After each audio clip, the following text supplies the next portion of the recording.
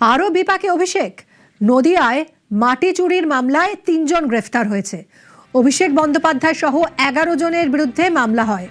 মাটি এবং গাছ বিক্রি করে সরকারি জমি দখলের অভিযোগ। 1100 বিঘা সরকারি জমি দখলের অভিযোগ। পুলিশের জালে অভিযুক্ত শাহজাহান, হাসমাত আর বিদ্যুৎ।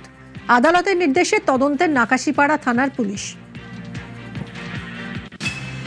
3 জন গ্রেফতার হয়েছে। বাকি যে আরো 8 জন আছে এরা গ্রেফতার আশা করা যাচ্ছে হবে। আইসির উপরে আমাদের যথেষ্ট ভরসা আছে।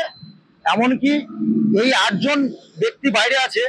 আর মেন মাফিয়া যে অভিষেক ব্যানার্জি, তাকে যেন অবশ্যই আইনের ধারায় তাকে যেন সাজা দেওয়া হয়, এইটাই হচ্ছে আমার অনুরোধ। গত ইংরেজি 27/7/26 তারিখে কৃষ্ণনগর জেলা আদালতে সিজিএম আদালত অভিষেক ব্যানার্জি সহ 10 জনের বিরুদ্ধে এফআইআর করার নির্দেশ দেন।